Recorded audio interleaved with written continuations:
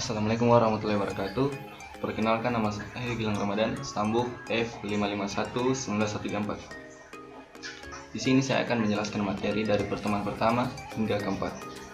Ya, simak video berikut. Pengertian graf. Graf merupakan struktur diskrit yang terdiri dari himpunan sejumlah berhingga objek yang disebut simpul atau vertex dan himpunan sisi atau edges yang menghubungkan simpul-simpul tersebut.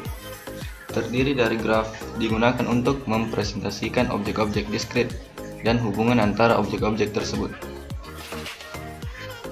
Notasi sebuah graf adalah G, di mana G sama dengan V, E, di mana V merupakan himpunan tak kosong dari simpul-simpul atau vertices.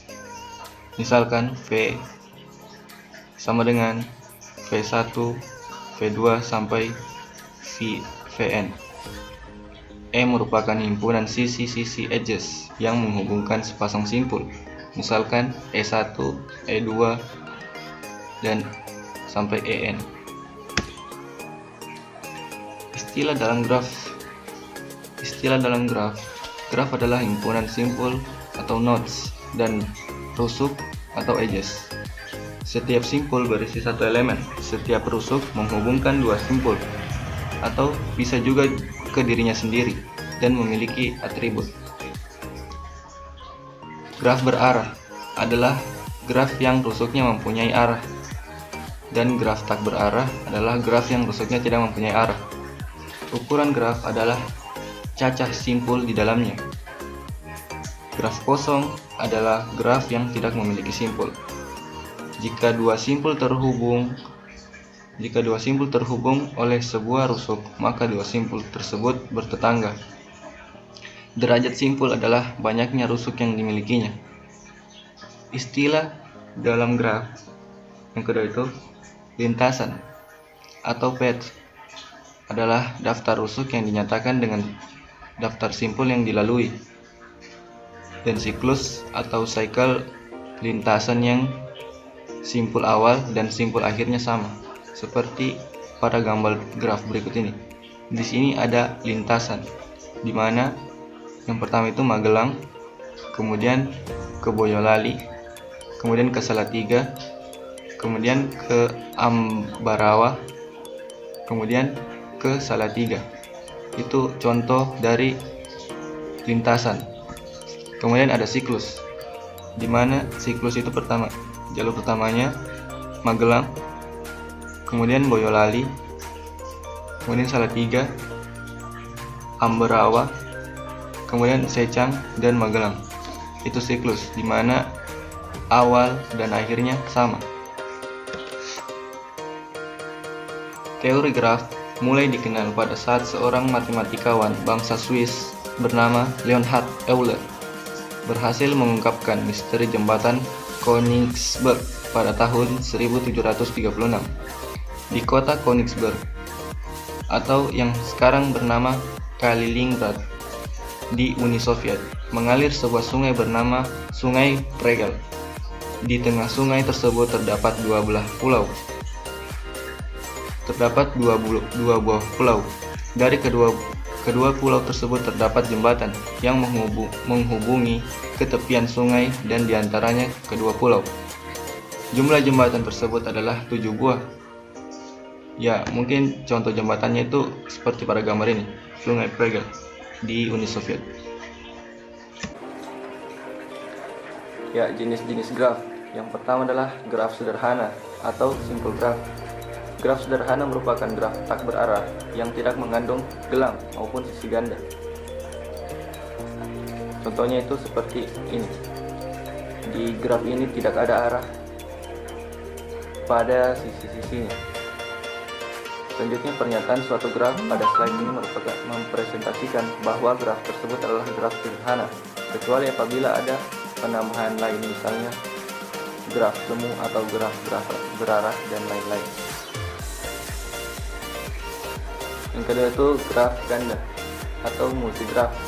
Graf ganda merupakan graf tak berarah yang tidak mengandung gelang atau loop.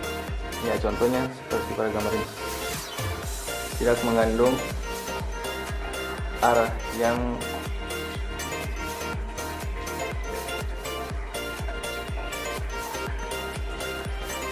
yang ketiga itu graf semu. Pseudograf. Graf semu merupakan graf yang boleh mengandung gelang. Contohnya itu ada di sisi P dan sisi Q. Terdapat graf semu. Kemudian itu ada graf berarah atau directed graph atau digraph. Graf berarah merupakan graf yang setiap sisinya mempunyai arah dan tidak mempunyai dua sisi yang berlawanan antara dua buah simpul, atau tak mempunyai sisi ganda. Contohnya graf berarah itu seperti gambar ini, di mana S ke R dan R ke Q. Kemudian Q terjadi looping. Kemudian S ke Q, P ke S, dan P ke Q, dan P terjadi adanya looping juga.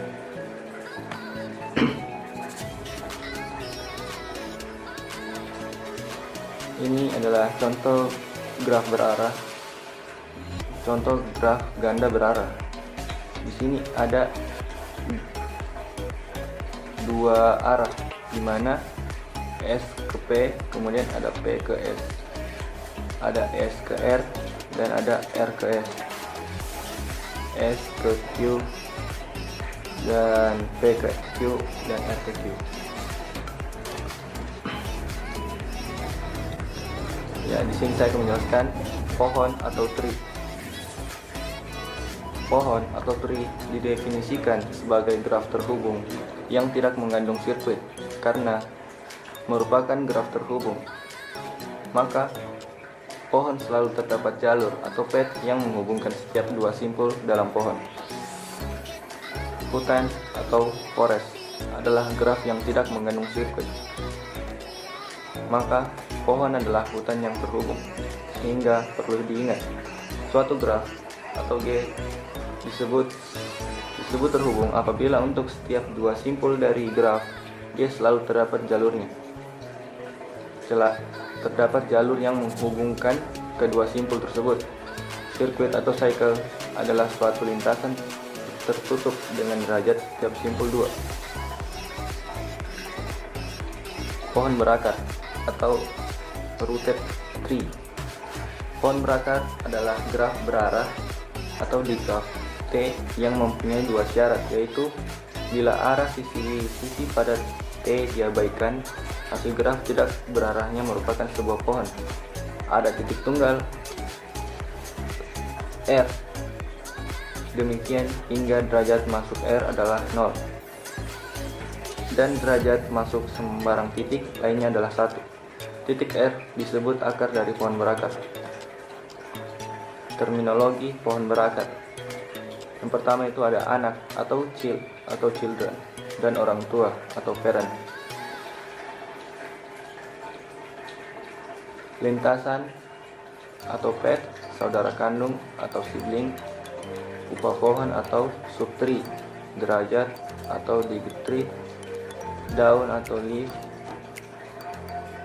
Kemudian ada simpul dalam, internal nodes, arah atau level atau tingkat, tinggi height atau kedalaman depth.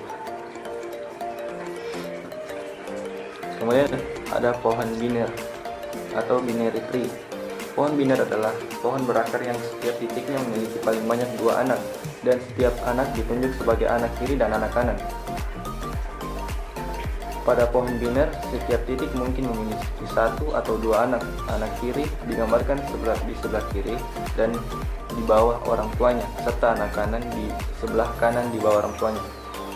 Pohon biner digunakan dalam ilmu komputer untuk mengelola data. Ya, sifat utama dari pohon biner, jika pohon mempunyai simpul sebanyak n, maka banyaknya ruas atau edges adalah n dikurang 1.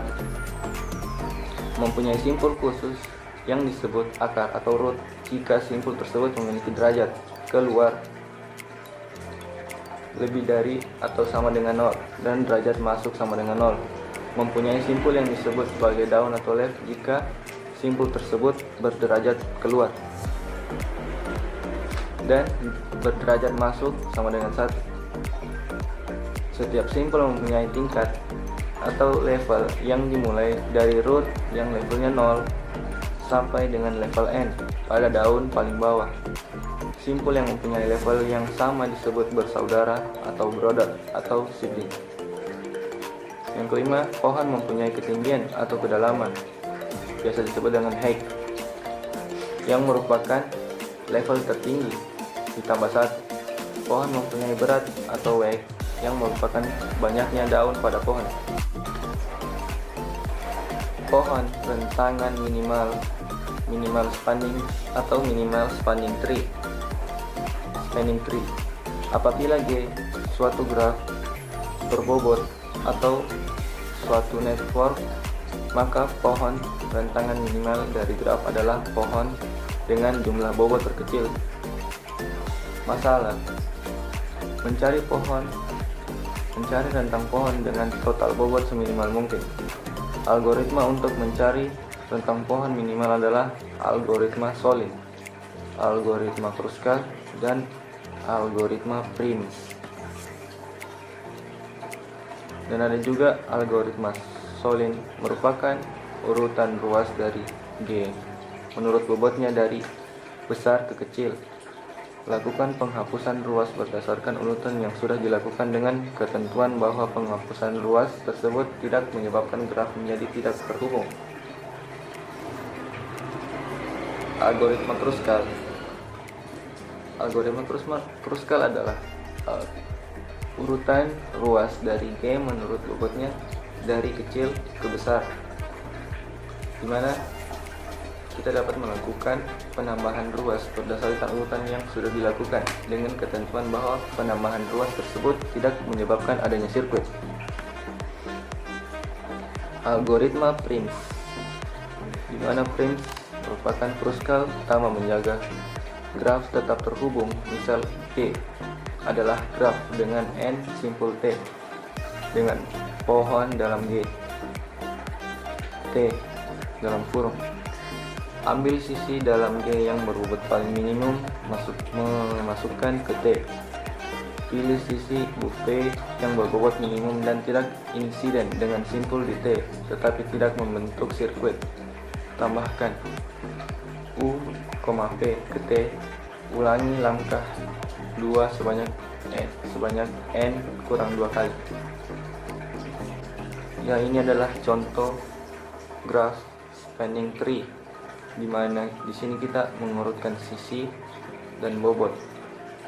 Ya, di sini kita pertama-tama menentukan sisi dan bobotnya. Di sini ada sisi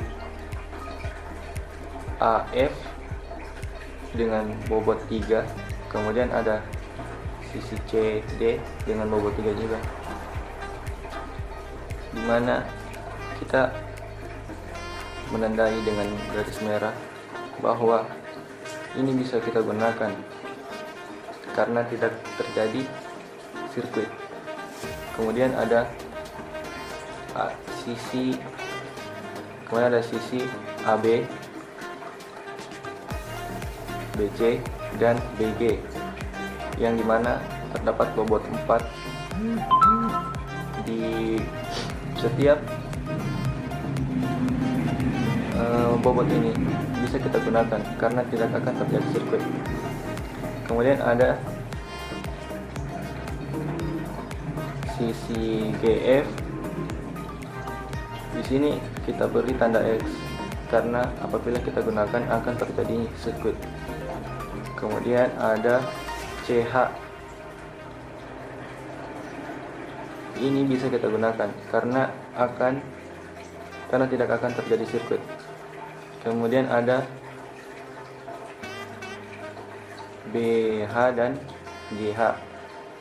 Ini kita beri tanda X karena jika kita menggunakan sisi ini akan terbentuk sirkuit. Kemudian ada DE dengan bobot 8. Di sini kita beri tanda X karena apabila kita gunakan akan terjadi sirkuit. Dan ada sisi EH dengan bobot 9. Di sini kita beri tanda X juga karena apabila kita gunakan akan terjadi sirkuit. Ya, ini adalah tampilan hasil mengurutkan sisi dan bobot dengan metode Kruskal, yaitu total bobotnya adalah 30. Ya, mungkin itu saja dari saya.